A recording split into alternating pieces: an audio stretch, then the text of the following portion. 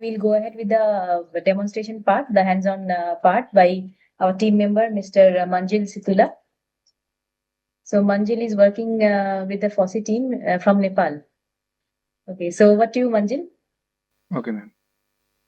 Before starting my presentation, I would like to thank Pushkar sir for such an insightful session, which taught many small things related to combustion simulation and display modeling as well. So the presentation showed how choosing different turbulence models can affect the accuracy of the simulation and the results itself. So that was very sophisticated lecture, I would say. Now, we will try to simplify those things in this demonstration session. So, welcome you all to the CFD workshop on combustion in a piston engine using OpenFOAM. So, it's me Manjil Staula, is assistant at FOSSEE. So, this training is aimed to be a beginner to intermediate level training session, and we'll be doing a tutorial in the foundation version of OpenFOAM, that is OpenFOAM version 9. And please feel free to post your queries in the chat. So the problem definition is we will simulate combustion phenomenon in a 2D axis symmetric ways. So we will be using a 2D axis symmetric ways geometry. So we won't be doing a 3D. We won't be doing a 3D simulation, and we will be simulating the compression and power stroke of an engine. And this is a simplified case, not a 3D piston cylinder. And we'll explore the different types of solvers that are available in OpenFOAM, how they fit in the combustion of the piston simulation, and we will also observe the various advantages and limitations of all these solvers. So the first we will be doing is we will be running the tutorial cases. So these are already available in OpenFOAM, and after that we will try to combine the two solvers, so cold engine foam and then reacting foam. And after that we will be using only the reacting foam solver, and then at last we'll be using engine foam, which is a compact solver that consists of all these above solvers quality. So the governing equations involved are the continuity equation, momentum equation, energy equation. So you all know what these equations are. And after that, we will also be the solvers also solve for the scalar transport equation, and for the chemical reaction part, they solve the Arrhenius rate equation, and also for the certain physical properties and data, they also solve for the Janaf polynomial equation. So this all these equations are utilized by the solver, which is coded inside the solver itself. So we will later see how we will define, for the Arrhenius rate reaction, how we will define A, beta, and all these constants like Ta, and for the Janaf polynomial equation, how we will define all these polynomial coefficients like A1, A2, A3. These are provided in the Janaf table itself. So we will just have to input the data for this in our physical properties. So this is our geometry. So it is a 2D axisymmetric ways. So we have a piston and we have cylinder head.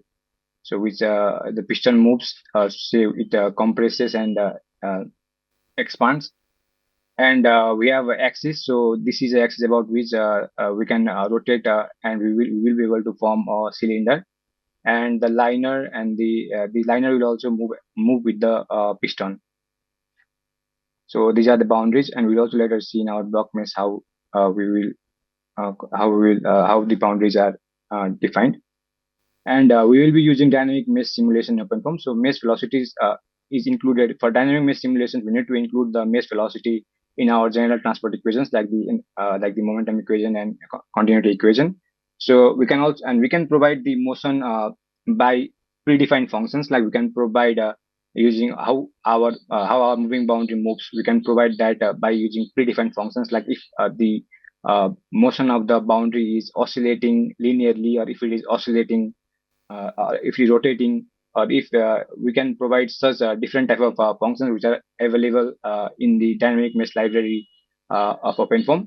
And for calculating mesh velocity, there are two different approaches. So either we can solve for the Laplacian equation and we can calculate um. So if we do the FPM of this equation, and we can calculate the mass velocity, and we also have the boundary conditions for to solve this equation for mass velocity. And this mass velocity is inputted in the general transport equations. So this is one approach by solving the Laplace equation. And the another approach is we just track the geometrical mass movement, or just we track the movement of the points of the mass and then calculate the mass velocity instead of solving any equations.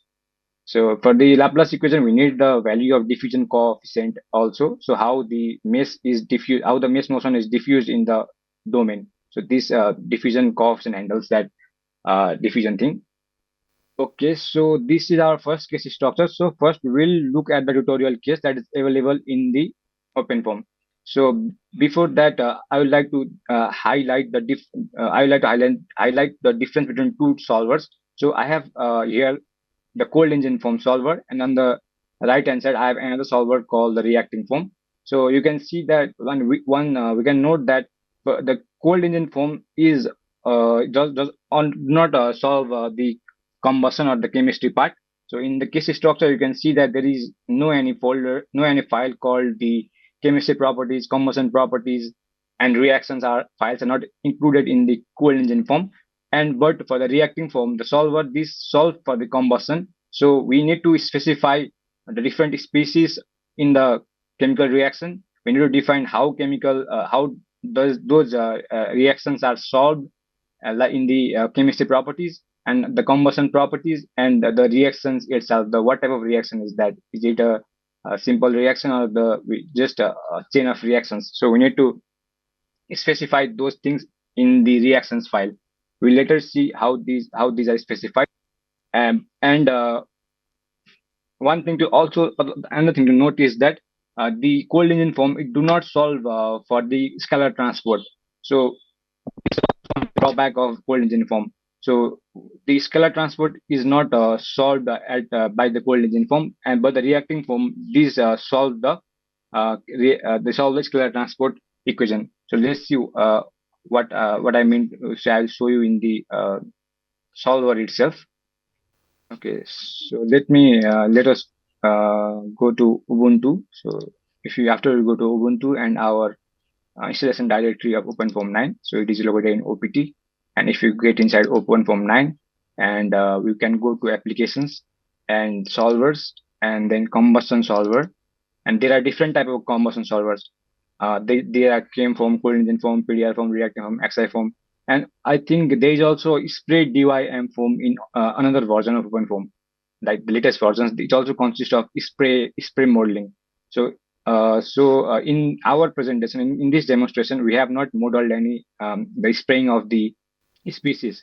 So that is a different complicated topic, like Pushkar sir said.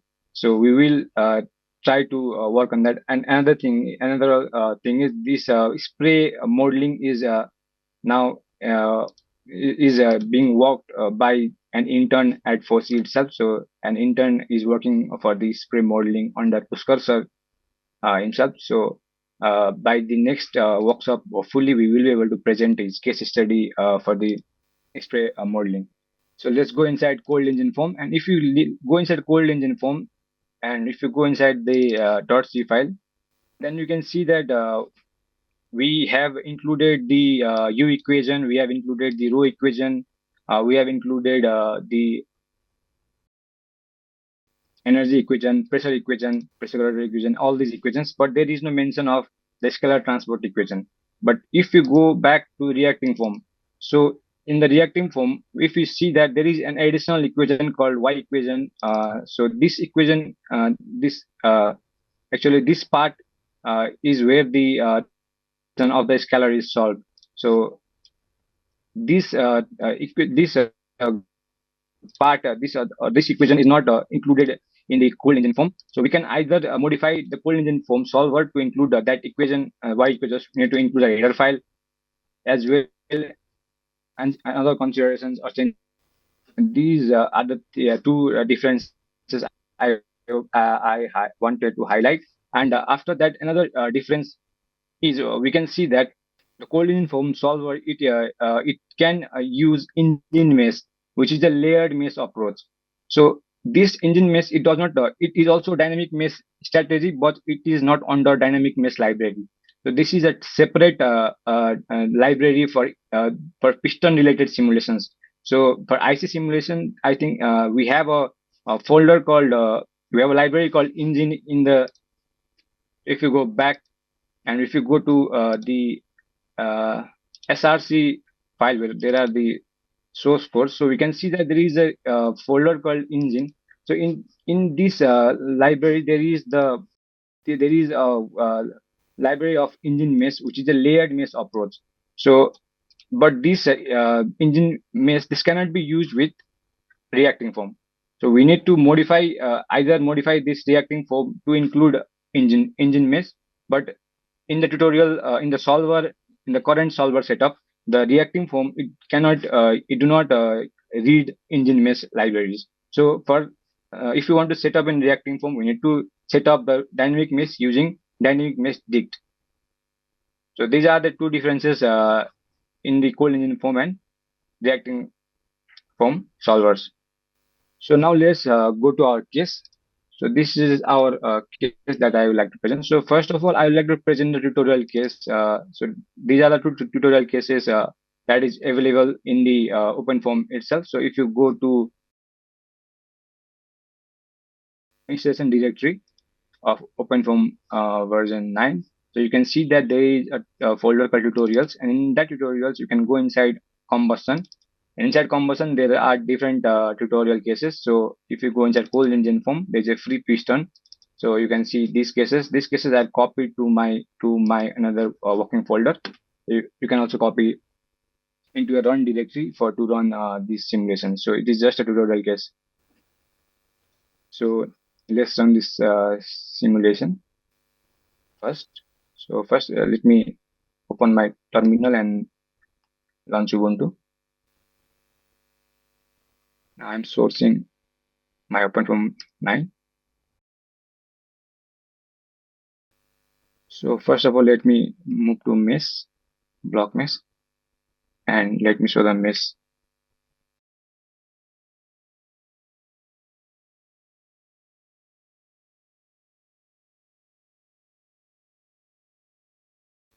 So this is the geometry that I had shown in the presentation. So this is our geometry. This geometry is already available, pre-available in the tutorial cases all yourself. So let's see surface with edges. So this is our structured hexagonal mesh. And as I had mentioned, so we can see in the block mesh dict. So this is our block mesh dict where we define our geometry and the mesh. So I think this is a simple geometry with a single block, and it which extends from 0 to 0.05 in the x direction, and in the y direction from minus 0.08 to plus 0.008, and in the z direction it extends from. So this is our geometry. So if you also want to see in the paraview, so just you can turn on axis grid, and if you turn on the axis grid, and you can see that the geometry extends from 0 to 0.13 in the z direction, and in the x direction from 0 to 0.05. So in this way you can visualize geometry in paraview to see if the coordinates are matching.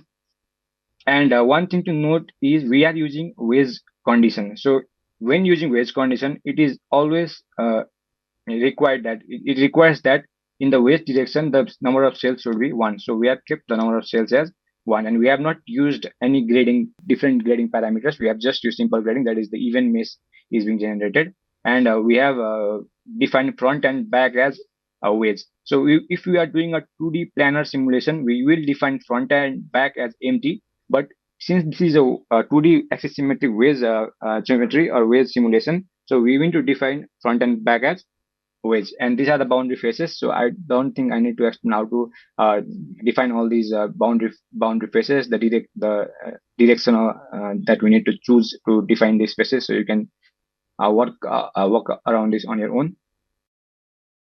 And axis we make it as empty.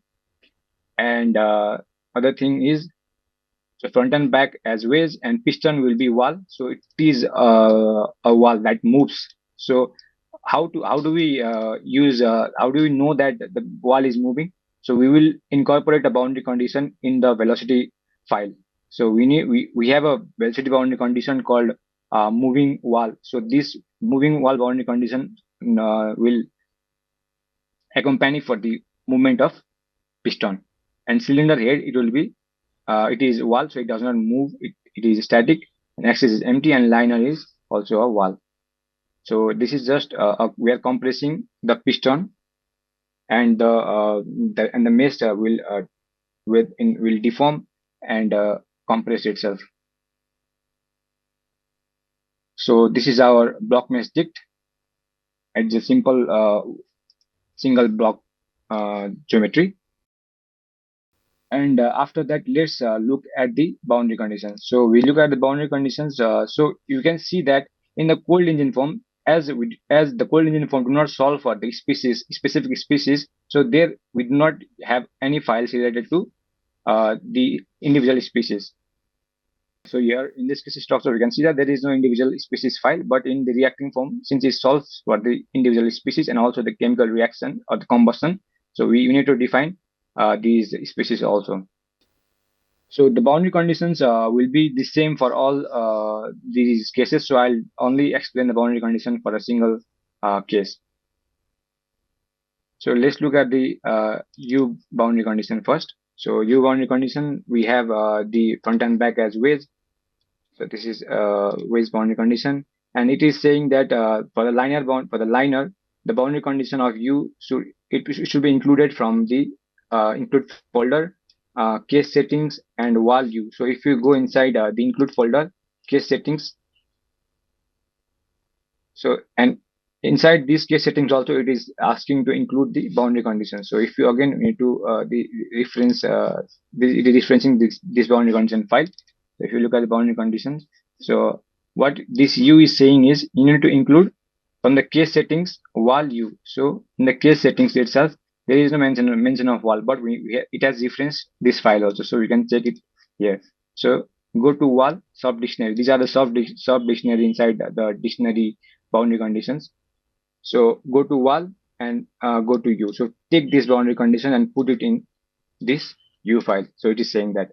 Similarly for cylinder head, just take the boundary condition from the liner boundary itself. So this boundary condition, just you take, so you note that we need to include a dollar sign here to include the boundary condition of another boundary.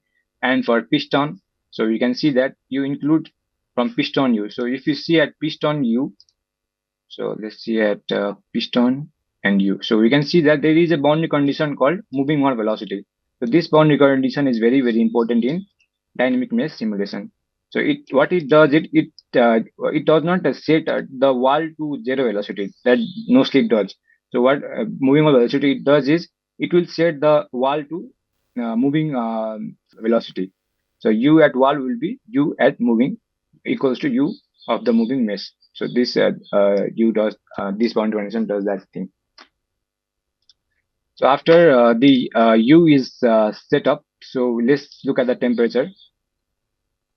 So similarly, the temperature uniform field. So if you go at boundary conditions, internal field. So it is saying for the temperature it is saying referencing to include case settings internal field T. So case setting internal field and T. So it is setting the temperature to 350. So note that so this is a cold start simulation. So we have not much high temperature than a hot start so we can also increase this temperature to see the differences that this internal field temperature will do in the simulation. So we'll also see these things in the later cases. So these the temperature ones. You can check this in your tutorial case. So I have not changed anything for these boundary conditions. So UT, and after that the pressure boundary condition is also the same. So you can check at the boundary condition of P. So internal field we have P initialized with 1E5, so atmospheric boundary condition, and other thing is that type waste. So note that every front and back, we have in every boundary condition, we have in every boundary file, we have used front and back as wedge and liner wall P. So you can check out these boundary conditions. So these are the normal, the simple boundary conditions in every cases that is used in OpenFOAM. Now after that, this is running. This case is a turbulent simulation. So to see if this is which type of simulation is this, so we can just open the momentum transfer file. And looking at the momentum transfer file, we can see that this is a it is a Rance model, and Rance model it is using K epsilon. And for the K epsilon, so if it is using K epsilon, then we need also the wall functions, because because the first cell height would be very greater and will lie in the log law region. So we need to model epsilon using epsilon wall functions in the wall. So if you go back to the boundary conditions for epsilon, so this is internal field epsilon. So if you go at the case settings, so this is the value. So this is already calculated and provided in the tutorial case. So if you want to see or learn how to calculate these values, so there is a good tutorial and good reading material in the FOSSEE website under this spoken tutorials. So there is a tutorial session on turbulent modeling. So you can see that tutorial, and also there is a additional reading material. You can access that additional reading material file. It has shown the detailed way of calculating epsilon and k value and nu t value. So you can refer to that file. It is in the FOSSEE spoken tutorials website. So alpha T is a turbulent thermal diffusivity. So it is calculated from nu T. So nu T, before that, let's look at nu T. So nu T is the eddy viscosity. So K epsilon actually is the eddy viscosity model. So nu T is calculated. It is calculated boundary condition. So if you go to wall nu T, so let's go at wall and nu T. So we need to provide nu T wall function at the wall. So as I've already said that wall functions are required because the y plus because the first cell height will lie in the log law region. So similarly for the epsilon at the wall, so we need to use epsilon wall function. And for the K, that is the turbulent kinetic energy, we also need to use the wall functions. So different type of wall functions are available in OpenFOAM. So this KQR wall function is one of them. Similarly, epsilon wall functions. And nu T. So for the cylinder head also, these are same. And the last boundary condition is alpha T. So alpha T is the turbulent thermal diffusivity. So how temperature is diffused by turbulent. So this value represent that those property. So alpha T, it is located inside case settings wall alpha T. So if we go at boundary conditions and alpha T, so this is the way it. So actually alpha T is calculated from nu T. So if we divide nu T divide by the density times the Prandtl number, so we can get the alpha T value. So there is a relation between relation for alpha T and nu T. So we can calculate from the nu T or the eddy viscosity itself. So, and the effective viscosity is the sum of nu T and the molecular viscosity. So these are the boundary conditions, and this boundary condition we will use in our entire all the cases.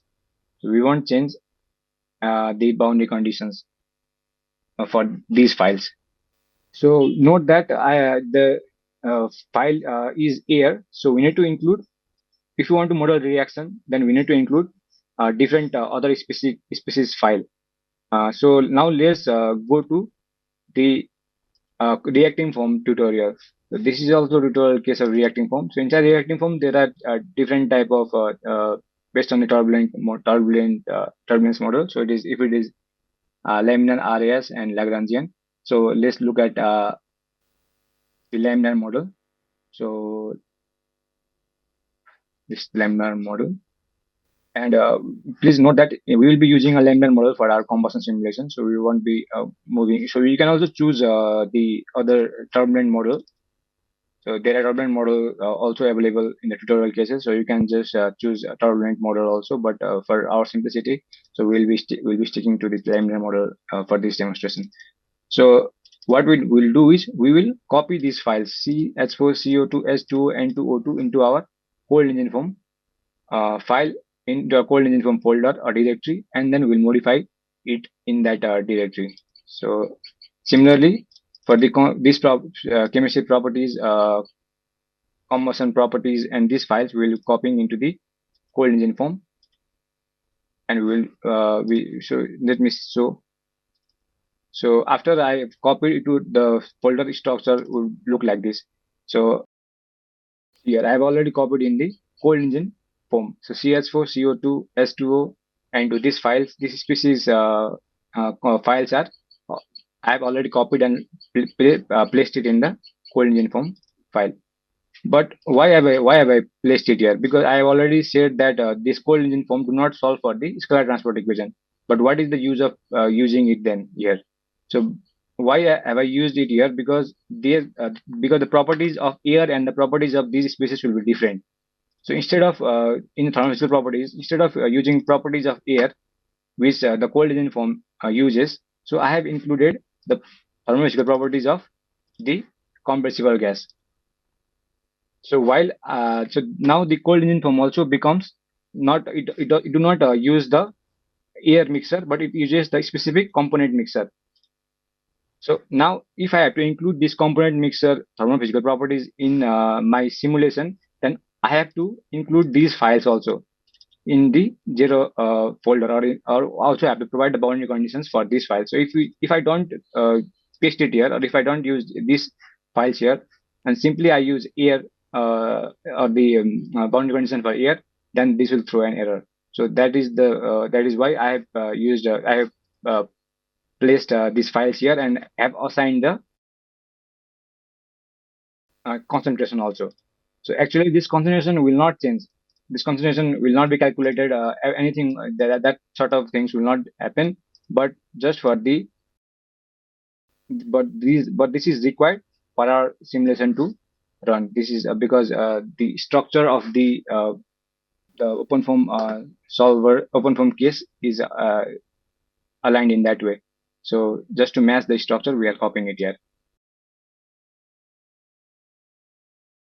So you can run the tutorial cases, but I will not run it now, the tutorial cases.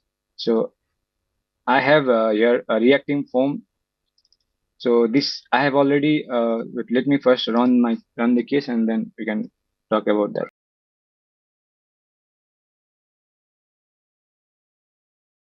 So first, let me run block mesh.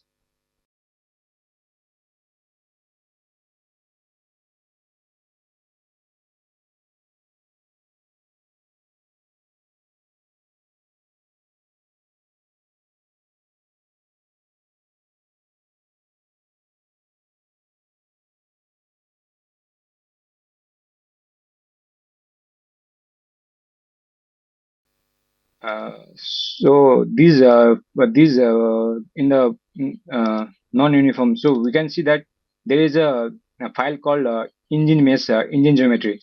So this engine geometry is the actual dynamic meshing library available for cold engine form. So it uses a layered mesh approach, and the engine type is free piston. So and free piston this free piston to use this boundary condition we need to provide piston position timetable.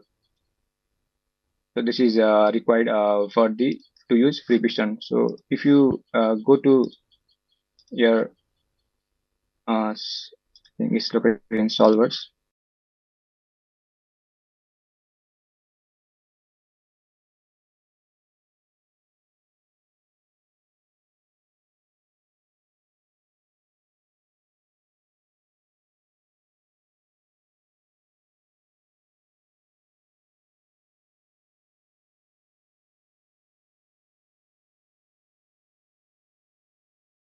So it is actually SRC. So engine.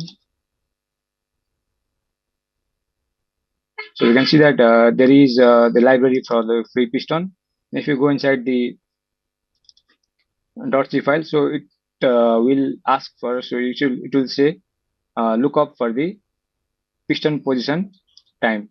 So we need to insert piston position time if you want to use free piston. So this so in this way you can check what type of inputs have to be required to be required in that object file.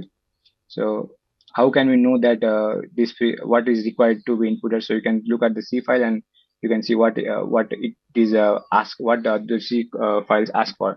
So piston position timetable. So I provided these time in the form of a table. So at 0 second it is at this is the displacement magnitude.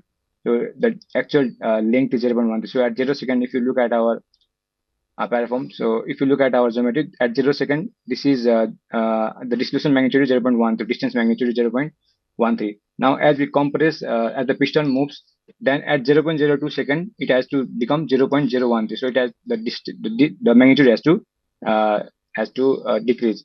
So it will, I think it will reach somewhere 0.13. So if you look at that, so it will reach 0.01.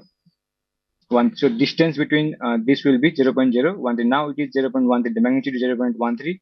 But after 0.02 second, the magnitude or the length would be 0.013. So this that so this table is saying that those things. So at 0 second and all these. So this is actually defining the parameters of our mesh movement or the geometry piston movement.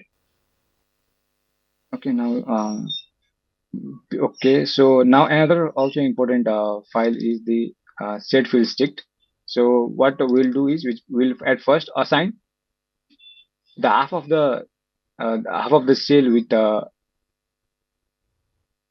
CS for 1 and another half of the domain with CS for 0 and only oxygen and nitrogen, and the default species another default part will be assigning with nitrogen 1. So also one thing to note is the species that the mass fraction should sum up to 1. So 0.23 plus 0.77 it should be equal to 1. So here it is also 1. Another part is 0. So let me first run the field strict. So I have in the state fields. Now let me check in paraform.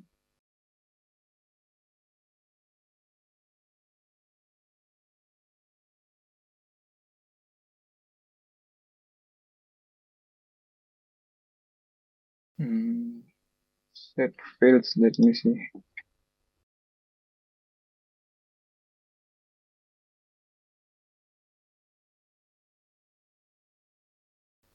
So after we run set fields, so it should be the internal field should be initialized with different values of the CS4 species, CO2 species. So we have as we have defined in the set field stick.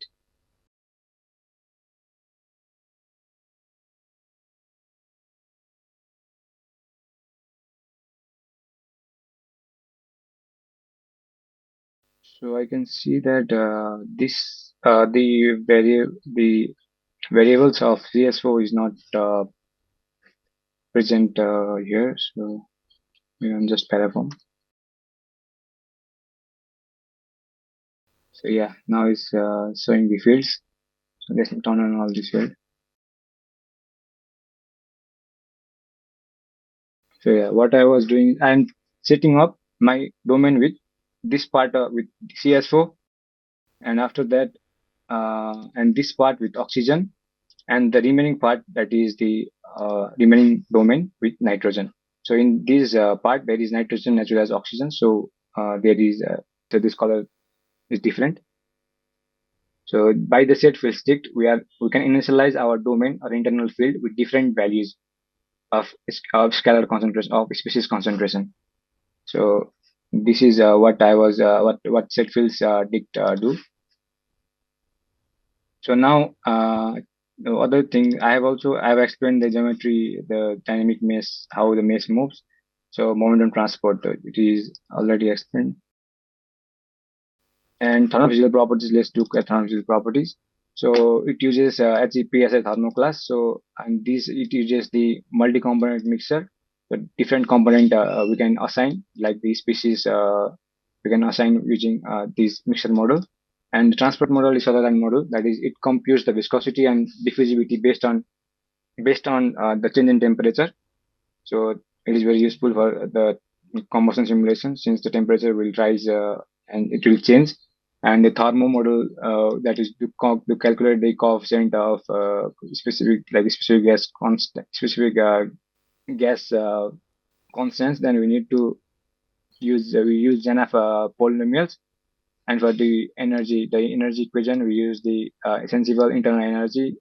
There are two available, that is sensible internal energy, and we can also use the sensible enthalpy. But for the piston simulation, which is a closed system, we can use a sensible internal energy because the piston work will be used to build the will be used to increase the internal energy.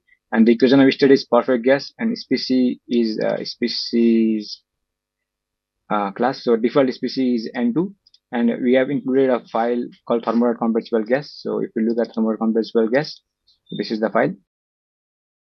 So here we have assigned different species O2, H2O, CH2, CO2, N2, and for the all the species, these are their parameters. So the transport ASTS. So this is actually Sutherland. The constant that are used in the Sutherland model. So it calculates the viscosity and diffusivity values based on these constants. And this is the TNF table. So the operating range is from T200 to 5000. And if this is the common temperature. So if the temperature is below 1000, then it will use the log CP coefficient.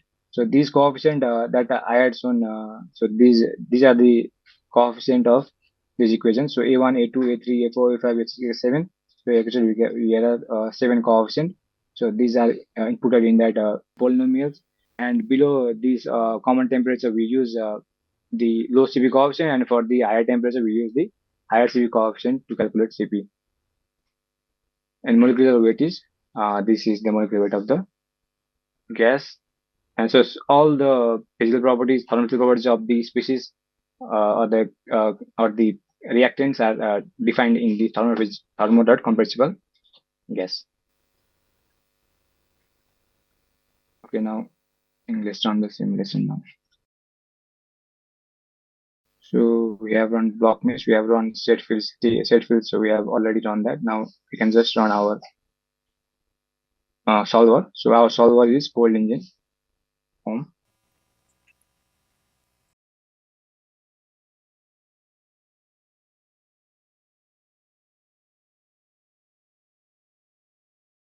So while it runs, we can see other things also if I have missed anything.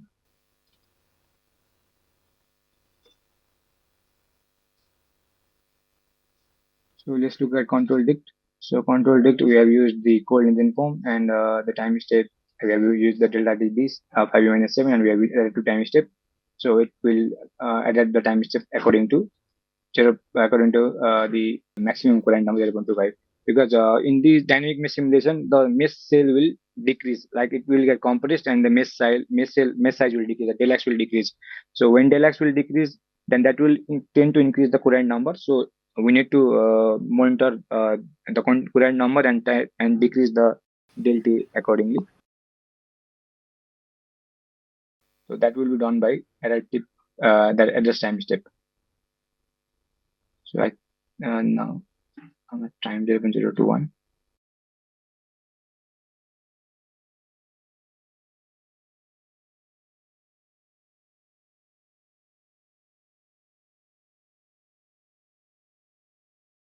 So our simulation is complete. Now let's visualize the result in ParaView. So for this demonstration, we'll only visualize or we see the result qualitatively. We won't be looking at the quantitative results. Terraform.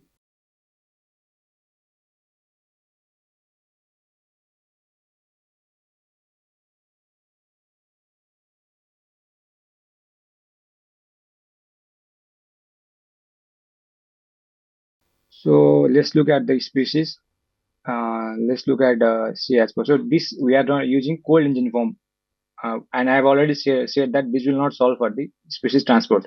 So if we run the simulation, so we can see that the species is not mixing or is not spreading anywhere, because we are not solving for the velocity is not able to spread or advect this scalar, because we are not solving the scalar transport equation. So this was one of the drawback of the cold engine form. So if you want to simulate the, like if you want to compress and the gas, and we want to see the mixing or spreading of that gas, then cold engine form will we can do that. We can't do with the cold engine form. Similarly for O2.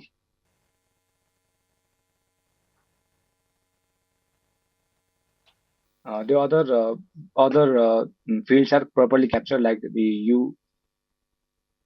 So velocity will be captured, and temperature will be captured. But we can notice that these because the spread is not happening, that diffusion or the spreading is or movement of this color is not happening. So the temperature, and we can also notice that the place the internal field where there is CS4, the temperature rise is quite less than with other than the parts with other gases.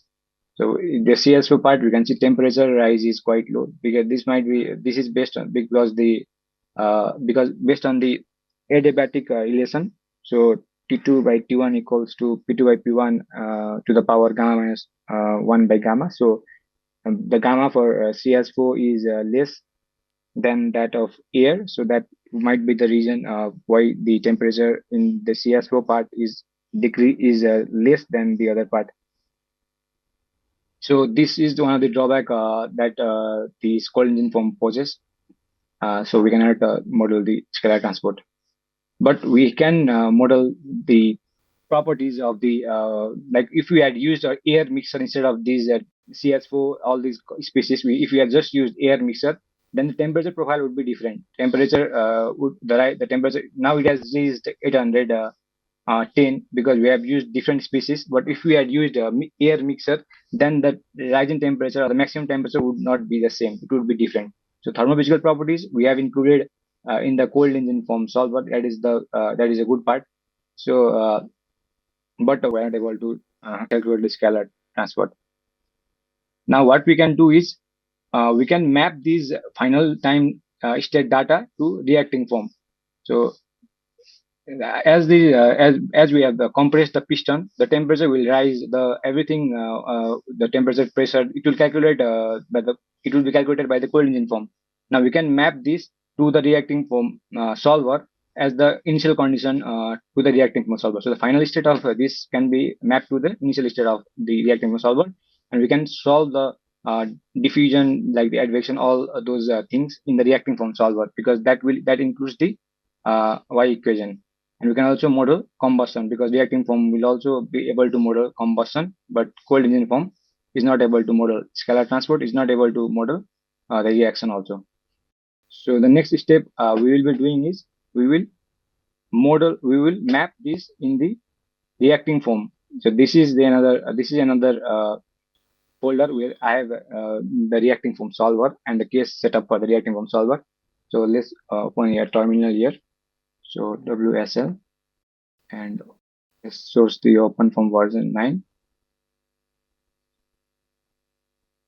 Now, first of all, I need to run the block mesh. Now, before mapping, we need to make sure that the final state mesh, like this is the final state.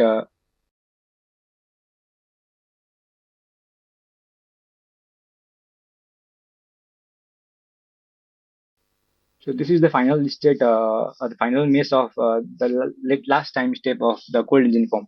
So this mesh should also be present in the first time step of the reacting form. So if you want to map it, so what I mean is, so if I so this is my reacting form solver for the power stroke. So in the cold engine, in the previous simulation, we have simulated the compression stroke using cold engine form. Now this is the we are going to simulate the power stroke. Now if you see at the mesh,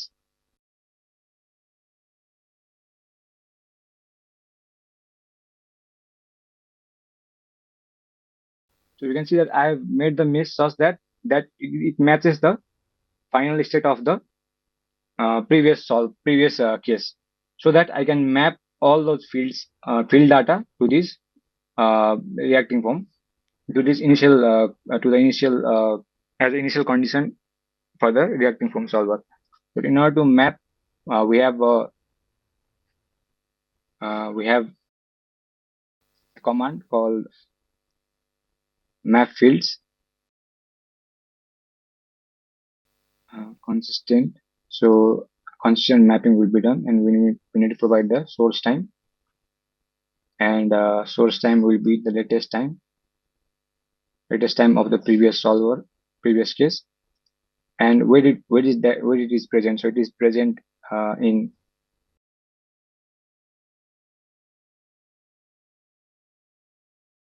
the cold engine form monitoring. So we are mapping. So you can see that what I am doing is from this to the case that I have run previously. So I am trying to copy this file of the last time step to the initial condition to these another solver that I'm going to run.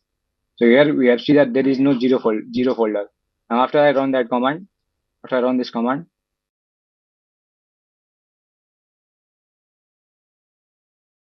so you can see that I have a zero folder created here. And what the zero folder consists of? So it consists of the latest time fields of the previous solver.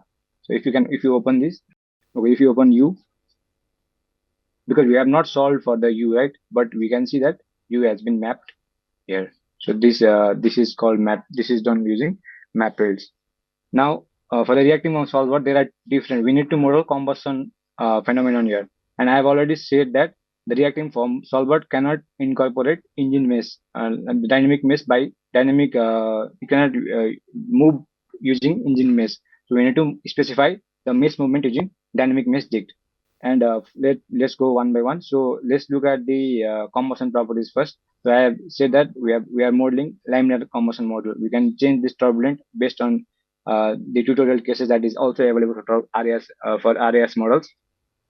And let's look at the thermal properties. So the thermal properties file will be the same that I have already explained.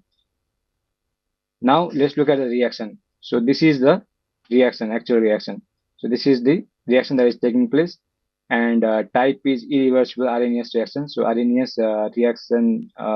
So this is the to calculate the kinetic rate coefficient K.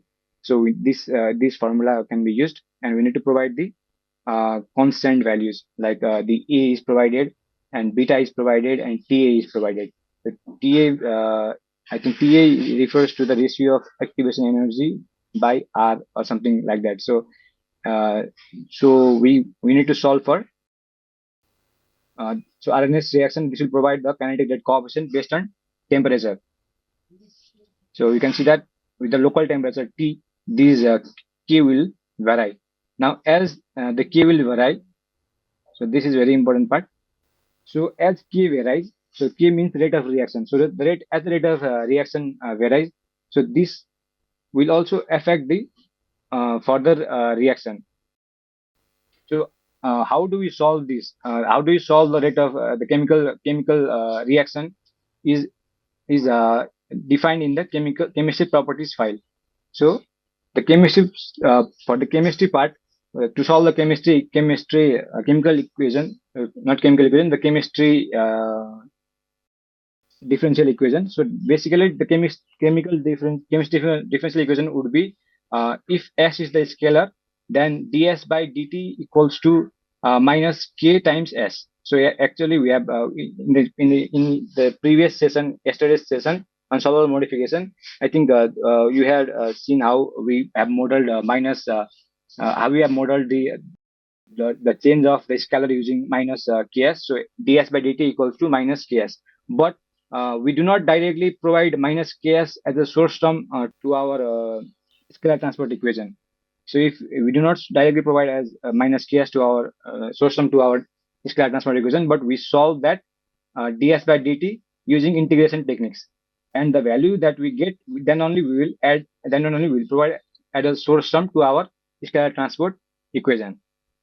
So this so that is why these how to solve that how to solve this ds by dt over the time. So this solving method, numerical method, we will specify in the chemistry properties. So you can see that it is using a solver called chemistry type solver is used or implicit. So you can go detailedly into these solvers, like how do they solve that scalar change reaction. And we need to on if you do this to none, then this will turn off the chemical reaction. So you should make sure that this is on if you want to simulate the chemical reaction part.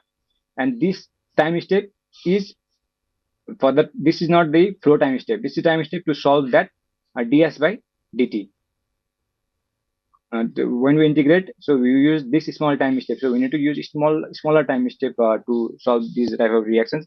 And also, we should note that the K will also change based on temperature. So we have included reactions here. So reaction, this is also this can be accessed by the chemistry properties in the chemical properties dictionary itself. So this is this is how the chemistry is modeled. So because when the reaction happens, then the temperature will rise because it will release heat in the system. So when the heat is released, then K is also sensitive to increase in temperature because it depends upon the temperature. So K will also rise. And now when K will rise, the rate of reaction will be faster. So this will again tend to increase the temperature. If the reaction is faster, then the product formation is more. So the heat generation will also start to increase. Now, again, the heat generation will trigger the rise of K. So this is a loop. This acts as a loop. So this loop should be modeled, and this is already modeled inside OpenFOAM. We don't need to model these things. This is already available in the solver solver modeling itself. And now the last file for the for the moving boundary is the dynamic mesh dict. So this is dynamic mesh dict. So we have used as I've already showed in my presentation. So we need to solve a displacement Laplace equation. So in this way if we can solve for the mesh velocity. So and diffusivity value is uniform 5. So diffusivity value. So this lambda, this value is we have assigned is add uniform 5. So this becomes a differential equation, and we can solve the differential equation using FVM techniques, and we can find the mesh velocity. Now another file that if you want to use dynamic mesh, another file that is important is the point displacement file. So we need to specify how the boundary will move. So we need to specify the boundary conditions for all the boundaries. So we can see that since our cylinder head is static, it doesn't move. So we have provided 0, 0, 0. So it won't move. Now piston, which is a moving boundary. So we have provided an oscillating displacement. This is the magnitude, and this is the magnitude. This is the amplitude, and this is the omega. So omega, that means angular frequency. So if this equation y equals to a sine omega t, so we will model the movement of that boundary using sinusoidal motion equation. And y minus 0.5, 0.1 minus because we are going to expand our mesh. So in the minus z direction. So if you look, so this is the plus z direction, and minus z is downward movement. So we have already compressed in the first case. We have already compressed to positive z direction. Now we want to expand our mesh, so it should be negative z direction. So that's why the negative value is provided here. And omega, this is the angular frequency. So how fast do you want to move? Do you want to move your boundary? So if omega is high, then time period will be less because 2 pi by omega equals to t. So if time period is less, then the moving boundary will tend to move faster. So in this file we need to provide the movement of the boundary condition for the moving boundaries and all the other boundaries also. And also another thing important is liner assigned is as type 0 gradient. Why? Because the liner also moves along with the piston. So these should be calculated. The boundary condition liner should be calculated based on piston. So we cannot assume it at fixed value because the liner is also moving. So zero gradient means this is calculated based on the nearby cell value. So we do not assign any fixed value to the liner, but as the piston moves, the movement of the piston is transferred to the nearby cells, to the liner also. So it will extract that cell value, that value, or that mesh velocity, or that displacement value, and we provide it to the liner also. So this basically means the liner moves along with the piston, but cylinder head is static. Front and back we will keep it as wedge. Okay. So these are the files. Now let's see by running our simulation.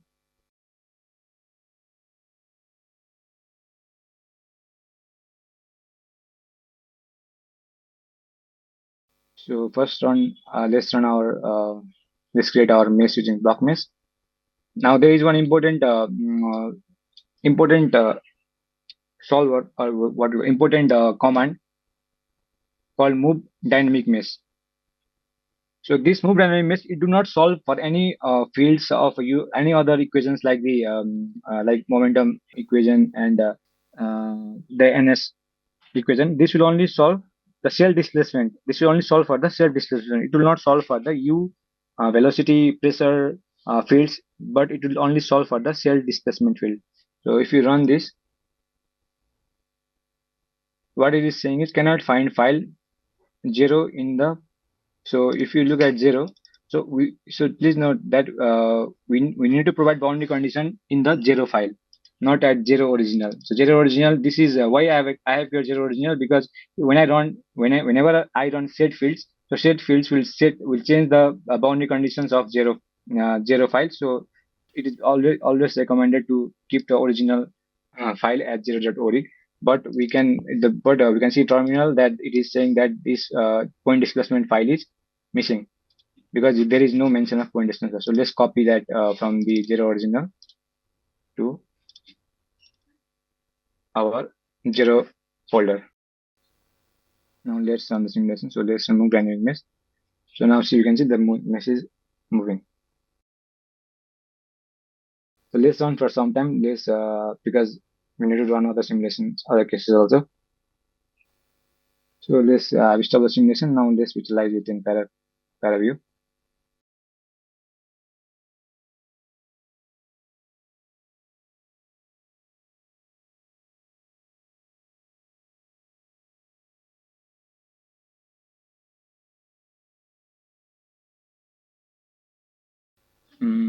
I think I have so the time step is very less, so it is not writing any file. So let's first change the time step to a smaller time step, so that just for the dynamic mesh movement, so we can just decrease this to around 5 minutes. We will later increase while solving for the other fields, but for the dynamic mesh we'll decrease that for to see the mesh fast.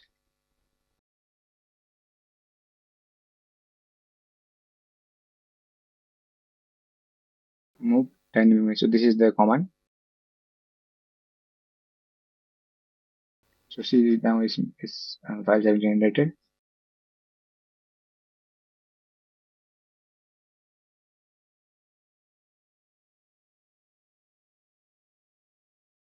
So let's visualize in ParaView.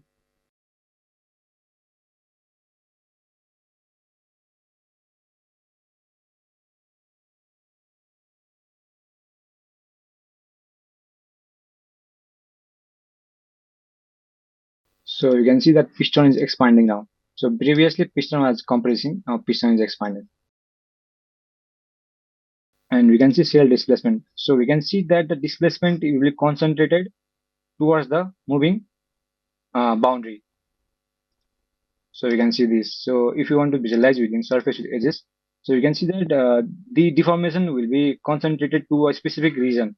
But let me show the previous case when I had used the layered mesh approach, like the engine mesh approach.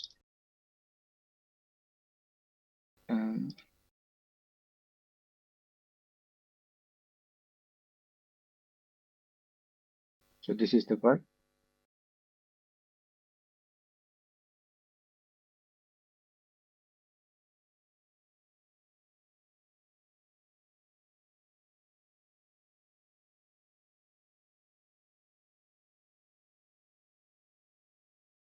So this is with the engine mesh layered approach, not with the dynamic mesh dynamic mesh moment. So what we can notice is that every cell moves with the same deformation. So, but we cannot see cell displacement here because this is not calculated. It is only calculated in the using the dynamic mesh approach, the dynamic mesh library approach, that is the displacement Laplacian approaches. But layered approach, what it does is it will deform every message equally. So it won't like discriminate between these meshes. So diffusion is equal everywhere. Diffusion of the deformation is equal everywhere. So we cannot achieve this using we are not able to achieve this using the displacement Laplacian approaches. So even if we set different diffusivity values and everything we do, so see if you go at the dynamic mesh dict, so even if we change this to uniform 5 to inverse distance diffusivity type to the inverse distance or uniform 10 uniform 0.1, so we cannot actually achieve what this engine mesh is doing. So it is actually deforming every cells equally. Okay, so I was talking about how the diffusion of the deformation will take place in this type of dynamic mesh movement. Defined use so the where the mesh velocity or mesh displacement is calculated using by solving the Laplace equation. So the uniform, it is not uniform. Even if we assign it as uniform 5 or uniform 1, so this will discriminate between different regions. So we don't want that because if we like compress it further, so we'll see like how this type of morphing mesh strategy will fail if the displacement is very large. So right, I think this time I have shown how this type of how the diffusion works between the layered mesh, like engine mesh approach, and the uh, this displacement Laplacian approach. So let me close this now. So I had solved just for the moving mesh, move dynamic mesh. So now we need to solve for the solver also. So let's first clean the tutorial. So this is the command to clean the case. If you just do this, then the case will be cleaned itself. So now there is no any timestamp data.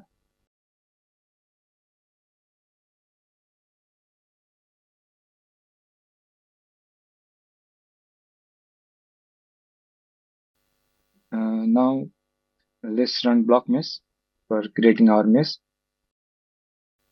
Then set fields. But we don't need to we don't need to run set fields, because what we have done is if we run set fields, then this will again change this CS4, this internal field to other values. But we don't want that, because we have mapped this data from the previous solver of cold engine form, so we don't run set fields here.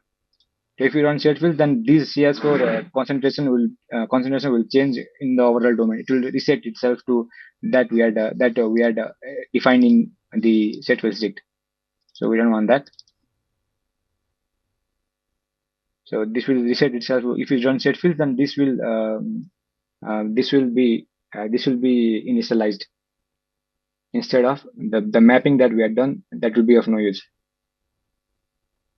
So let's just run the solver. So the solver is now reacting form.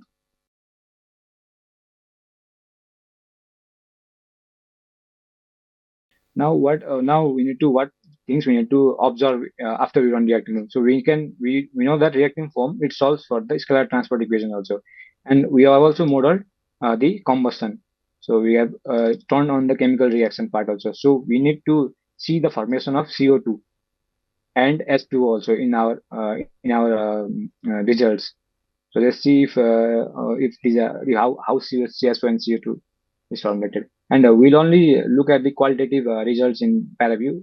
The quantitative results, you can later on work on that, on the quantitative parts.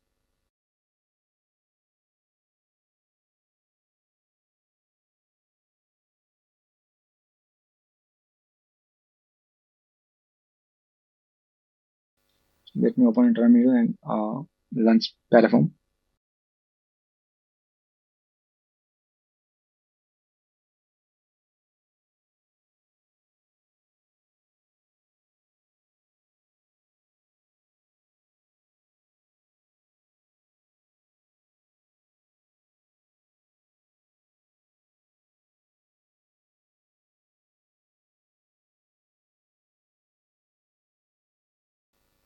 So this was this was from the previous case. So this we had mapped.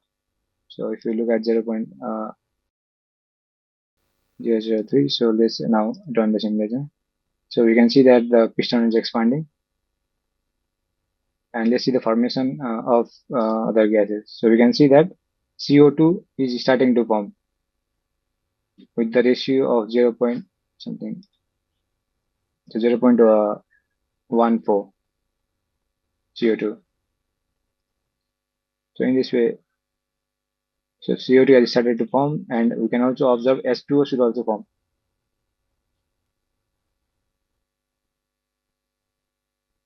So S2O is also forming as the piston expands. So as the piston expands, the velocity is also present. So you can see that this velocity will convect or advect the scalar, that is the concentration, and it will also diffuse on itself, but it will also be advected by the velocity. So we can see that in this point there is high velocity. So this is the point where this is the place where the these react products are shifting. So you can see that it is moving towards high velocity. Yeah, so that's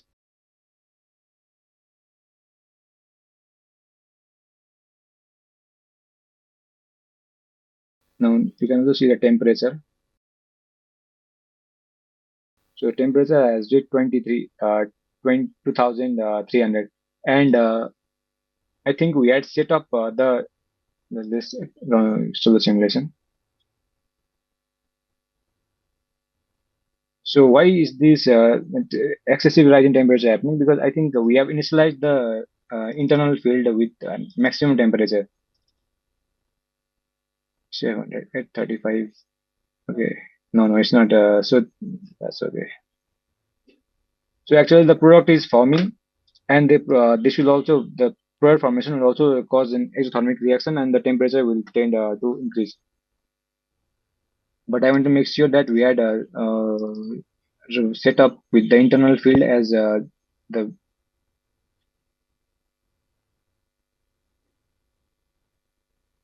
so internal field T.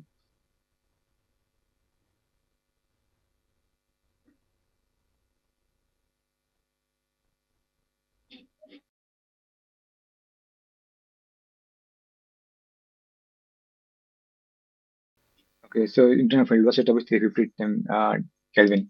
So what happened was while compressing, the temperature will increase. The compression at the compression stroke would tend the compression stroke from the previous cold engine form. It increased the temperature, and but the product was not forming at that time. So after that, we simulated the combustion using reacting form. So now the product is forming. So why the product formation is also more, because the temperature was very high while we had compressed. So if the temperature is high, then the rate of reaction will also increase. So so we can see that the CO2 concentration is also quite more 0.14. But if we had compressed less, or only done half compression, or only a bit we compress, then this CO2 this ratio of CO2 would not be found. So this is due to the compression stroke being very much lower to the top dead center, that is cylinder head, that led to the high temperature, and the high temperature had led to the formation of more CO2 and H2O. So let's approach this now. Now let's look at the next case.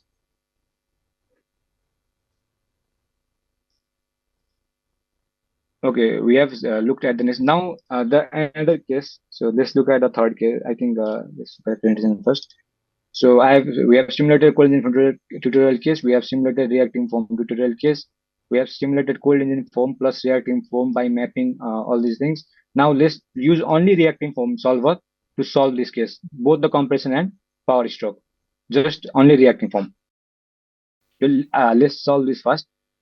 Okay, so reacting form, compression and power stroke. So this is the file. So just you need to change only one thing. So just you need to change the point displacement file. If you look at the point displacement file, we need to compress and expand. So what we do is the amplitude is 0.05. So we compress first to positive z direction. So again, I will show this. So we move to 0.05 up to here. So if you look at this geometry from 0 to 0.05, we move here. That is the amplitude, and this is the amplitude, and after that it returns back to the mean position, right? So it moves up to that amplitude, and then it returns back to the mean position, and it expands in another direction to amplitude of 0.05. So in this way, this will simulate, and the omega is 10. So this time period is very fast. So the simulation will run very fast because we also have less time. So we need to, and the piston movement is also, I think, quite fast. So these parameters I have chosen it arbitrarily. You can also like it depending upon the like RPM and everything. So I think we need to assign these values, but just for this case demonstration, I have chosen any arbitrary value. Okay, so let's simulate this first. So let's just move. So let's not solve for other for the whole fields. Let's just solve dynamic mesh movement first, like we had done.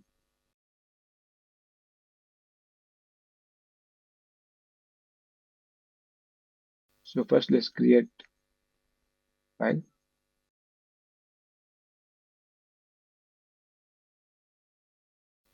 Let's see our time step. Let's reduce it. So 1 minus 3. So while solving dynamic mesh, we can increase the time step, but when we solve for the other fields that the solver itself, then we need to increase the time step again because that might lead to divergence.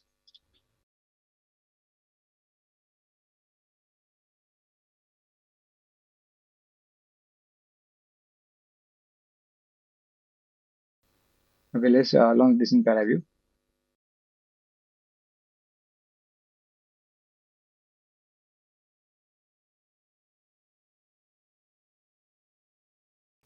Now let's see the movement. Now we can see that the cell displacement again. So the displacement of cell is concentrated towards the moving boundary, unlike the layered approach. The dynamic mesh in the dynamic, if you want to define the mesh motion using dynamic mesh, then this is kind of a limitation for large displacing boundaries. So you can see that this is moving further up and down.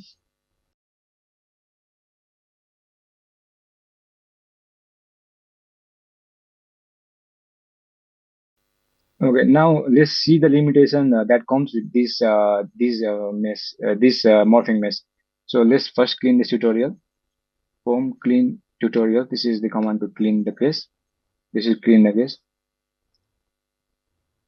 Yes, clean. Now let's say that we want to compress it more. Like we are only compressed 0.05, that like it's less than half compression. If you want to compress 0.1, so nearly to the top dead center or the cylinder head. If you want to compress to a further extent, so let's now run using this. So let's run block mesh.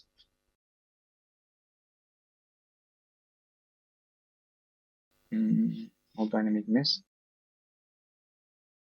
So we can see that we are getting the errors at the we can see that failed mesh check, failed one mesh checks, failed five mesh geometry checks. So the mesh has failed. So how it has failed? Let's look in paraform. So let's see.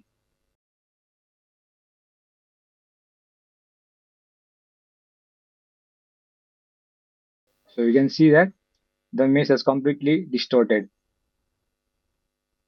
So even changing, just we increase the amplitude of our moving boundary. Now this morphing mesh cannot simulate such high amplitude boundaries. So this will fail. Even if you try different approaches, like if you change that diffusivity values to uniform or inverse distance, which you can try, but it is still very hard to simulate for a large displacement boundary using morphing mesh.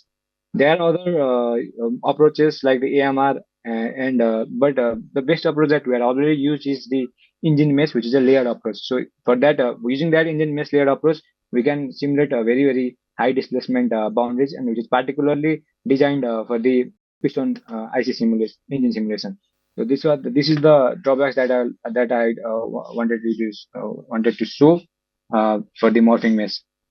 So we can simulate for that. So let's clean this case first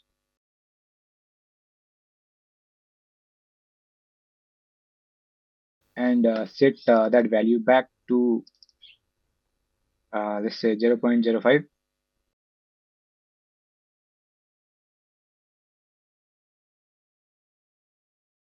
And now let's run block mesh.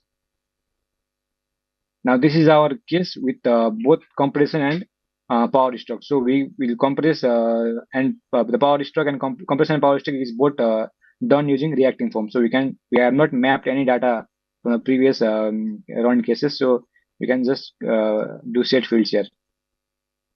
So now if you look at paraform, so set fields, it is the same with the previous case.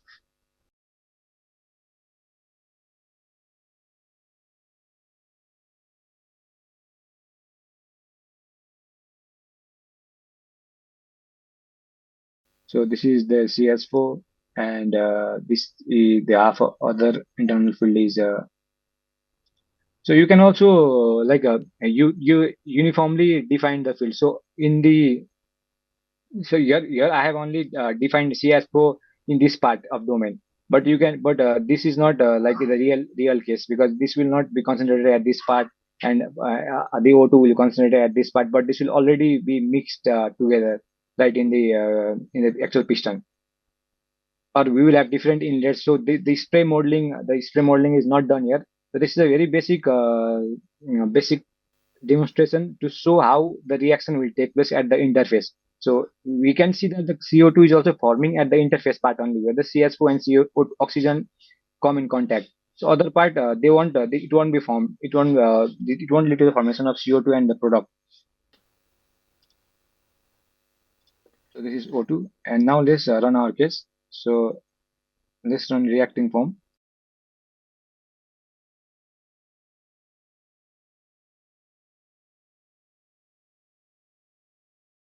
Now this will solve for the reaction part also. Now, the previously we have only solved for the cell displacement. Now this is solving for the solver. We are using the whole the reacting from solver itself to solve for all these fields. So we can see that the fields are generated. Now next case value running is how does the if we set the internal field temperature to around let's say uniform let's say 2000 value. So now I have now in the next case that I will be running will be setting up with uniform 2000. So previous cases the temperature was 300 350 I guess. I think so it was with 350. So now if we increase the temperature internal field temperature like the orthostat previous orthostat type of condition, then what will be the difference? So let's see that. So let's also run this case. So everything is same from the previous case. So this case and this case, the compression and power ratio that I had just shown is same, but I have only increased the temperature in this case, the internal field temperature.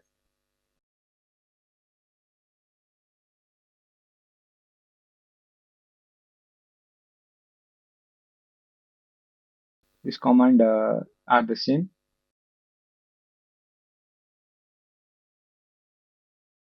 So let's visualize these two cases together in ParaView.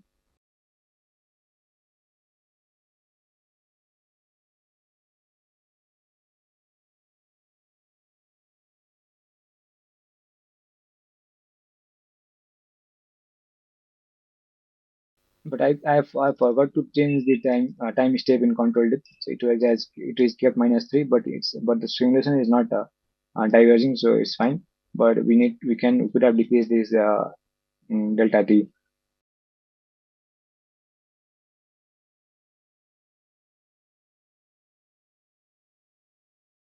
So now let's close this also.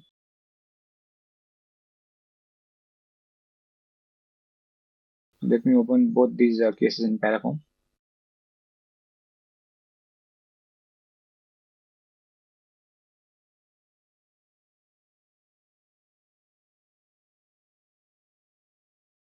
So we are not we are not visualizing, like we are only focusing on the species part. So temperature now let's see. This is the case with the high temperature, right? So the temperature is 2600 here, and let's see the another case.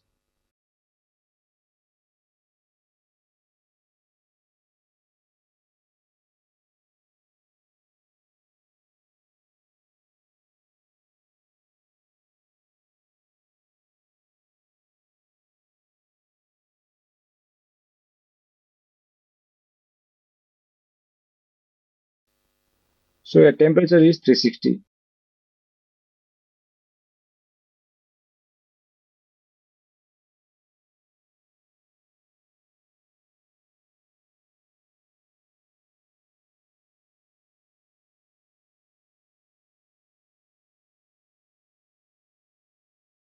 So the temperature is just 360 degree in this case, or 420, let's say. Now let's see the formation of CO2. So we can see that CO2 formation is very, very less, 8.1 E minus 7. So, but while I had increased the internal field temperature, so we can see that the CSO formation, CO2 formation is larger. Let's say 0.04, and it increases as we move compress down. So you can see that CO2 formation is greater because just we increase the internal field temperature. So this formation is sensitive to temperature, because the equation itself says that.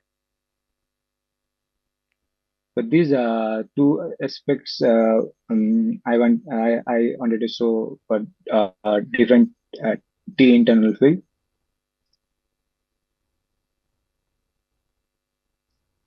So why is the temperature less? Because we have not we have not compressed it so much higher than the previous than while we had done with using engine waves.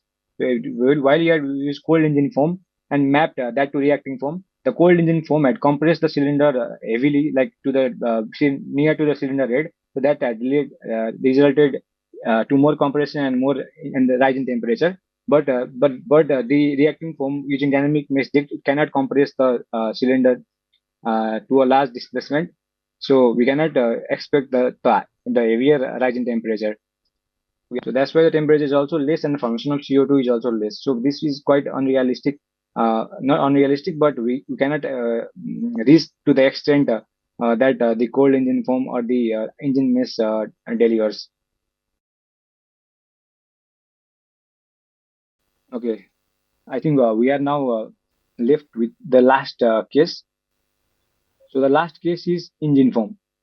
So this is a compact solver that is available in OpenFOAM. And this engine form, this solver has all the capabilities that were missing in the previous solvers, or that were not present in previous solvers. So engine form, so the cold engine form, it did not have the scalar transport equation. So it did not, it could not solve the chemical reaction part, and but the reacting foam, it solved the chemical reaction part, but it could not incorporate engine mesh in engine mesh file or the engine mesh object in its setup. So that resulted to less that resulted to we cannot achieve more heavy displacement using reacting foam. Now there is the another solver which is also a part of engine foam, or we can say in reacting engine foam. So the tutorials are not available, I think, for this engine foam case, but there is a solver called engine foam, and this will simulate. So I have already run the case. We do not need to run the case again. So this is the same. This the setup is same. So nothing is different here.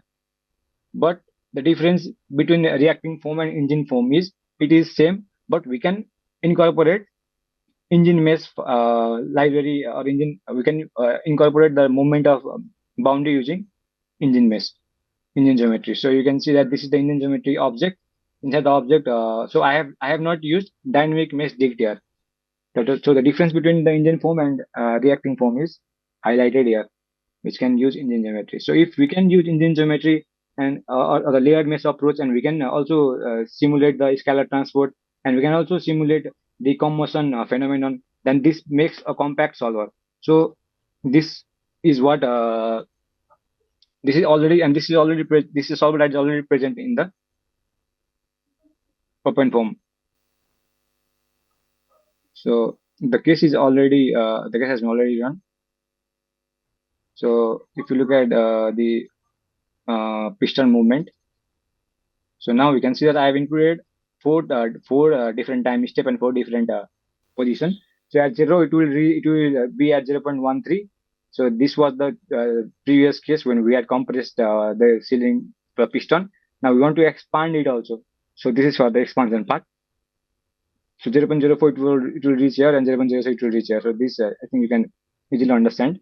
So this is compression and this is expansion. Now let's look at the results.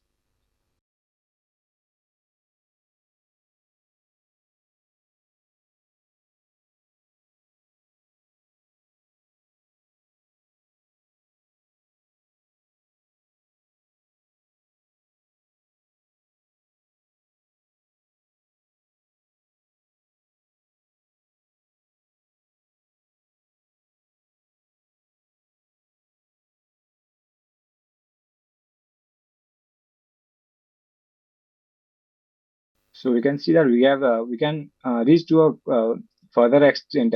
Displacement can we can easily displace the piston more than the previous case, which we cannot achieve using the dynamic mesh libraries present in the OpenFOAM. So this layered mesh can allow us to achieve more heavy large deformation boundaries.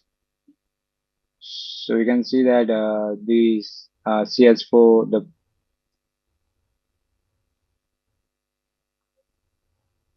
similarly, let's see the CO2 formation. Let's see the CO2 formation.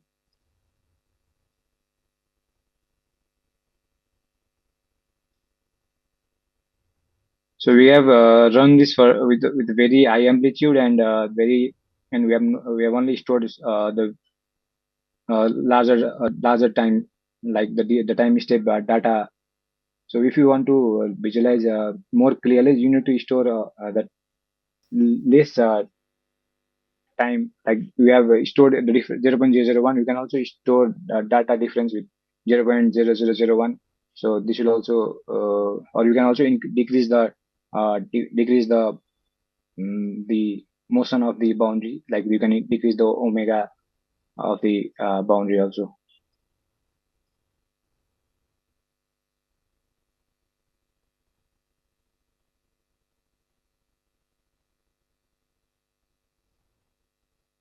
So we can see that CS4 like the CS4 will be consumed while in the because the reaction is taking place, because CO2 is also forming. So and we can see that it is moving. So here you can see that the velocity is advancing this scalar, because if you see at the velocity, so you can see that the velocity is very high, 6.5 magnitude. So this CO2 that is forming at the interface, it is being convected by the velocity towards the piston. So that's why this S2O CS4 is moving accordingly with the velocity. And the temperature, let's see. So the temperature.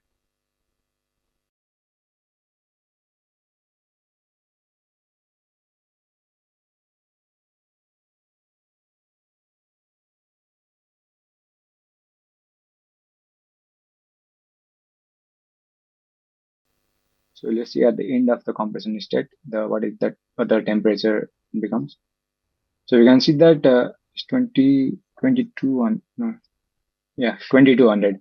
So because we have compressed it very much, so that is resulted to heavy temperature, and the the the temperature, rising temperature itself triggers the reaction to accelerate faster, and this will again increase the temperature. So that's a kind of a loop. So you can also plot these things using in. So let's plot the scalar. So what we can do is,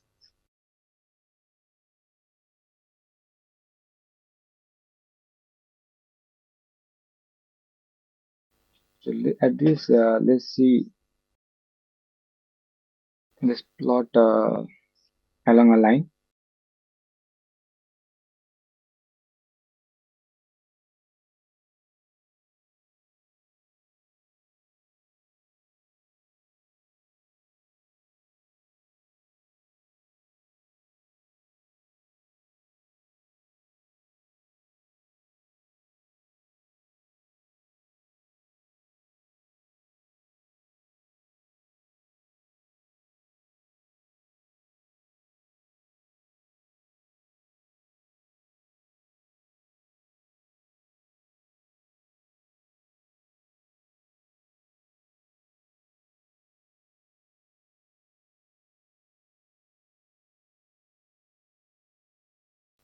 So actually, this should sum up to one in every cells. So if you add these values, then this should sum up to one in all the cells. So in this part, let's look at this part. So this is just a mirror of this graph. So CS4. So it is 0.6 here, and it is N2 is 0.4 here. So when we add this, and I think there is also some formation, there is also some O2. So if you add this, then this should equal to one, because the mass conservation requires that even if it is converted to another product, then that product will have to fill that empty space. So we can see that these all add to one. So you can also check that in the internal field itself. If you look at CS4, CO2, S2O, N2, and O2. So let's look at the latest time.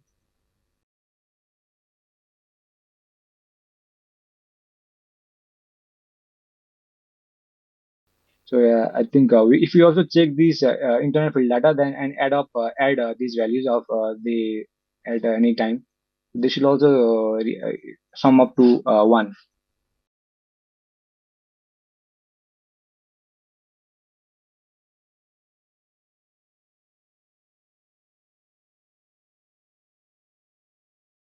So let's see at this first line 0.813, and so you can just check using calculator itself. 0.014 plus 0.813, 0.813 plus the formation of CO2 0.017, 0.017, CS4 is 0.154, 154, and O2 is some these values. So you can see that it is nearly equal to 1. So in all the cells, this has to be satisfied for the concentration should be equal to 1. Otherwise, so while setting up the internal fields also, we need to take this thing into consideration, so that the mass fraction should be equal to 1. So that's the combustion case. I know this is a very simplified case of the uh, uh, piston cylinder, and we can have a more complicated and 3D cases, but the work but the setup would be the same, just geometry would be different, mesh would be different, and we need to take care of the different turbulent models.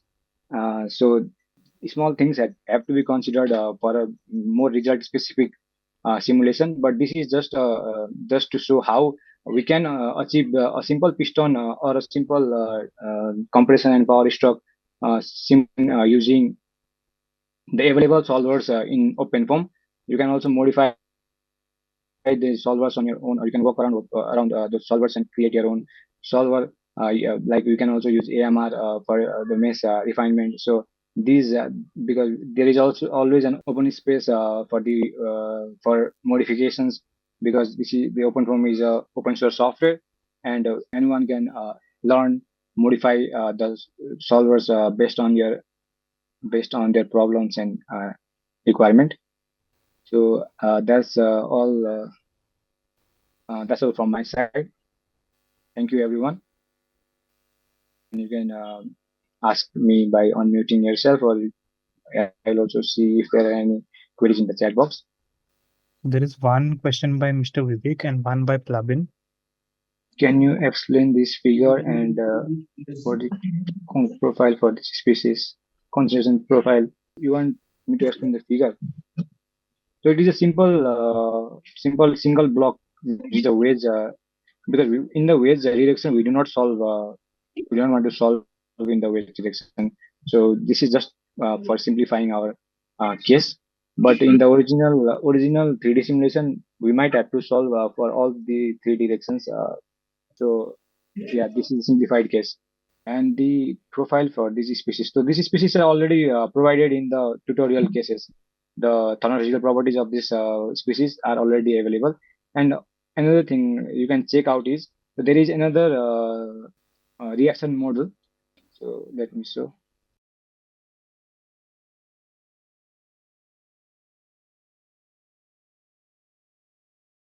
So you can see that I have only used a reaction model that is a simple and a single reaction. So this, if you see at the reactions file, we have used this single line of reaction, only one step reaction. But there is a model for the GRI MAC. So you can see that GRI, TDAC, 2D LTS. So you can, if you look at these files, there are a series chains of reaction. So you can also incorporate all these in your case setup. So these are the so these reactions can be used for your problem also. It is required. GRI MAC and other types of. So you need to I think yeah. So what are the things you need to change? You just need to include this reaction, and after that thermophysical properties. So you need to include these all these species and their properties in these thermodynamic temperature gas GRI. And after that, I think we can run like the previous cases. So if that you are asking if by the profile for this species. So I think there are other software tools like Cantera also, which provide provide the data for all these species. Single step combustion and multi-step. Yeah, multi-step combustion can also be achieved. We have only done the single step reaction here. So I think this solves your queries, or is that what you have asked, or is it like different question? Actually, my question was like in the graph you have shown methane. I mean, for example, suppose you take methane or some other species, the dynamic behavior that is shown, it is increasing and decreasing, again further increasing. That I mean, why this kind of behavior? I just wanted to understand. I think that might be due to due to the what we call dynamic mesh movement. So the concentration will it won't be equal one, because when we compress the mesh, the some part of the CS4 might leak out of that cell to another cell. So but the concentration should be equal to one. So that is filled by uh, other gases like O2 and N2, different species gases. So this behavior might be due to the mesh compression. So the concentration is like it is being distributed to other parts. So you need to know exact. We need to work more on the quantitative results part, like why is this happening and why this is changing. So that's why I was only trying to show the qualitative results. But yes, you need to work around with these quantitative results also. So why this phenomenon, why these values are occurring. Okay, so does anyone have any questions regarding Manzil's session or the session in the morning that was conducted by Nikhil? So you can ask us now because we have a Q&A session until 5:30. So it doesn't necessarily have to be only from these sessions. If you have some query about OpenFOAM or if you want to try something new and you are not sure where to start, but you can ask those questions as well. So we're still here. You can ask us and we may try to help you out. Okay. Yeah, so there is one question by Sibo. So if you want to differentiate between the .com version and the .org version, in simple terms is that the .com version, you will have a new update or at least a new version after every six months. It's more like people are there who are developing that particular part, whereas the .org version is a bit lagging behind, you can say. You won't find all the possible solvers like the latest one or something that you are trying to solve or some stable solvers. So that's why we always tell you to install both .org and .com versions. So if you see the OpenFOAM 9 is a .org one and your OpenFOAM 2412 is the .com version. So you can then choose between which one you want to exactly use depending on the case that you're solving. So if you like for compressible cases, especially, you have more stable solvers in the .com version compared to the .org version. So we really prefer the .com over .org for those kind of cases. Whereas in some cases, if you're just starting to learn OpenFOAM, we would recommend starting with OpenFOAM 9 because the file structure and everything is quite simple and everything is segregated out perfectly. In the later versions, everything is clubbed up together, so it becomes a bit confusing. So if you're just starting off with OpenFOAM, go with openfoam.org versions. And if you are well versed in OpenFOAM itself, then you can go with .com version. It appears most of the cases we are solving from the tutorial. The cases that we've What- demonstrated today and yesterday weren't particularly from the tutorials itself. We have our own FOSSEE repository. Basically, what we've done is all our previous interns who are there, like you have the summer fellowship, then you have the summer internship and all of those. So the interns, once they complete their internship, we upload all their files into that repository. So you have these files with their whole report, case files, everything. So you can refer to that if you are trying to do something similar and you just want to modify something. So you don't have to really start from scratch. Okay, if I understand you correctly, you will send us the file. The files are already available. Like if I can share you the link, you can go on our website and you can see on the left hand side. If you want, I'll share my screen. Wait. So you can go to FOSSEE CFD. So we'll share this link in the chat. So on the left hand side, you can create your account first. Now, if you don't have an account, you can always see on the left hand side, we have the case study project and we have a research migration project. So under case study, you can click it and you can go to completed case studies. So over here in completed case studies, we have all the previous work that the interns have done with their whole detailed report, their case files, every single thing. It also mentions which solver they're using. So based on the solver, we segregated out things. So you can download these files and you can run it on your system itself. Just check which version they're using. Usually, if they're using anything above OpenFOAM 9, you can just run it on OpenFOAM 9. And anything, if they're using 2412, you can run that fine. Most of the old cases, like if you go down to around like 90 or 70, the 70th case study or the 90th one, those are a bit old. They are on OpenFOAM 7 or 6. So those cases, we are actively upgrading those. So after a certain time, you will have another tab over here that will allow you to download the upgraded case files. So that's still a work in progress, but the latest ones, you can download them. So you can check them out. You have the case study also, and we have a research migration also. A research migration is just one particular step ahead of a case study. In this, you try to validate a pre-existing paper. So you can check in completed research migration. You can download any of these files. You can download them and you can run them on your own system. Okay. Thank you very much. Yeah. Yes, Mr. Mahesh. I have installed both the OpenFOAM 9 and 2012, Okay.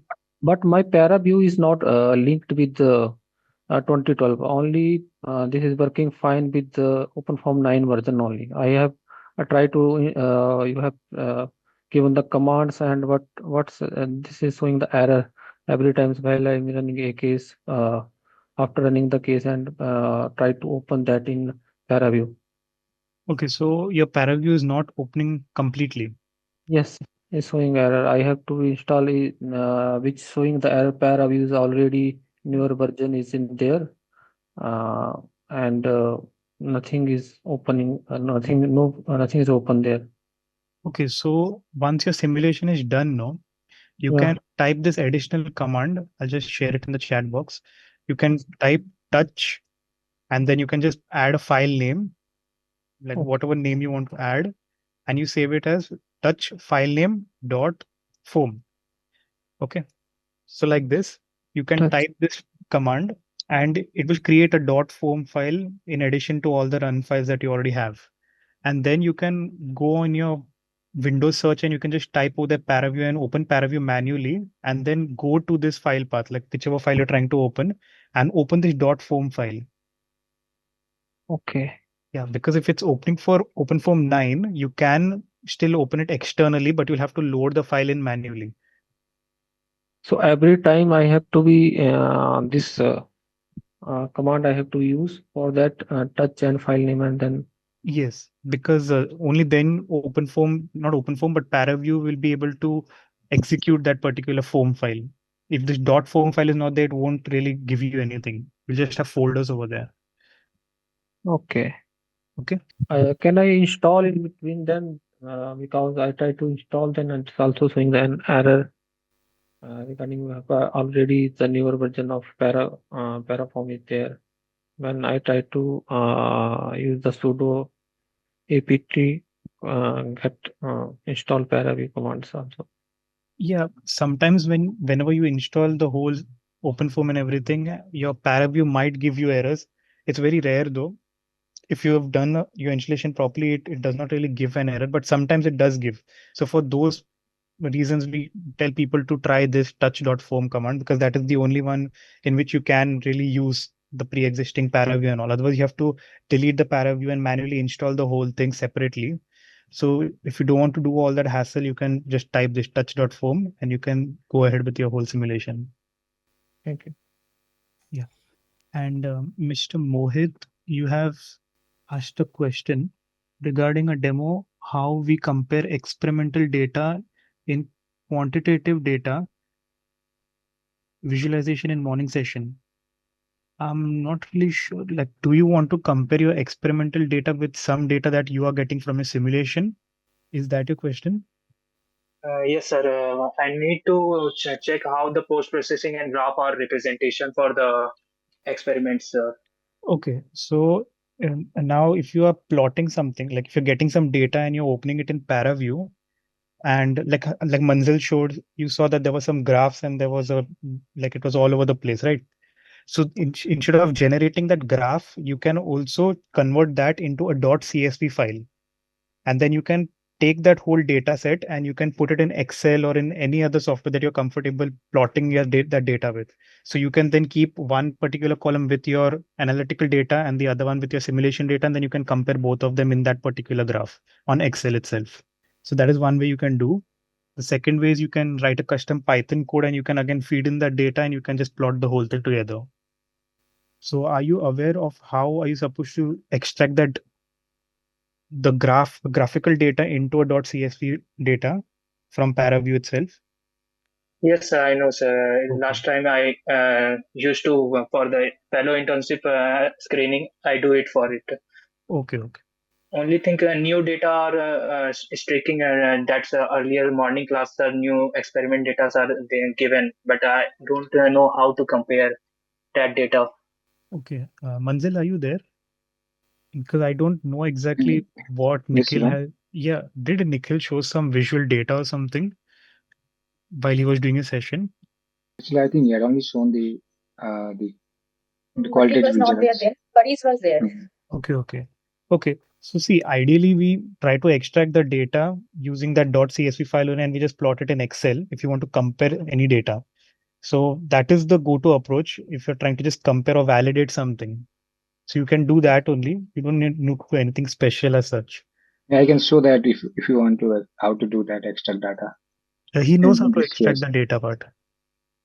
Okay. So you want to compare with experimental data? Yeah, he wanted to know whether Nikhil has compared it in a different way or something. I think Nikhil Sir, did it. Nikhil sir not done. Arnav sir has showcased some research papers data. Okay. So Arnab sir, he might have his own data set and he must have compared that. But ideally, I'm saying that if you want to compare any data, you extract it into a CSV file and you plot it then with your data that you have. I think we can also like extract data using digital plot, something there is software. So if you have graph of experimental data, then you can extract those data points also if you want to compare with your simulation data. Digital plot, I think plot something there is Yeah, it is, I think, plot digital digitizer. plotter. Yeah, Plot plot digitizer. Yeah, Hmm. something like that. If that is what you are asking. Okay, sir. Thank you, sir. I noted down the steps and so what are the requirement. Whatever doubt, next class I ask for it. Okay. Hello, Ivan. Yes, Mahesh. I have used that one touch and a file name and then form. Then after that, I have to be type just paraform or No. In your search, like you can click on the start menu and you can just type paraform or paraview. It will show paraview and then it will show like Ubuntu 2204, something like that. after running the case, I have just put that command. Okay, so wait, I'll share my screen. So suppose you have a case like this. I don't have a run case right now. So say I were to just open this.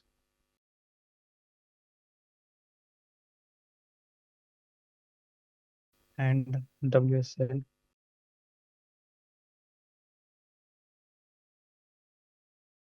OF9. And I would do touch, let's say file name .foam. Okay. Okay. So it has created, if you see over here, refresh. Yeah. So it has created file name .foam. Over here now, instead of file name, you can add anything you want. Okay. So now if I want to open this particular file, I'll go to search. Now, since your paraview does not open directly from the terminal, you can Yes. type paraview. It will give you a search like this. You can just open this manually. Okay. Yeah. So now once you opened it, you can go on the left hand side under file and you can click on open, or you can just press Ctrl O to just open your folder. And then you can go to that location that you have. Okay. Now Okay. mine would be under. Okay, I will have to, like, you can copy the path from here also on top. Let's say I copy this particular path. Yes. And I place it over here. Could directly read that file into paraform. Yeah, like, or you can manually just go to that whole thing. So now over here, I have it under Ubuntu 20, not under Ubuntu 9. I have it under Ubuntu 21. OpenFOAM 9. I run and I had multi-phase case. Yeah, so see, this file name is there. Okay. Okay. So I can click on open. And now since there's nothing in my file, so it'll give me an error. But once you've run your case, you can then open this file and click on apply. Okay. So this way you can open your files. Okay. Yeah. Thank you. Thank you. So I think there are no more questions. So we are winding it up. So once again, thank you all for joining. Thanks to my team members, Paris, who was there in the first half, and Evan here. Manjil, thanks a lot. It was a very informative session. Okay. So bye-bye and see you tomorrow.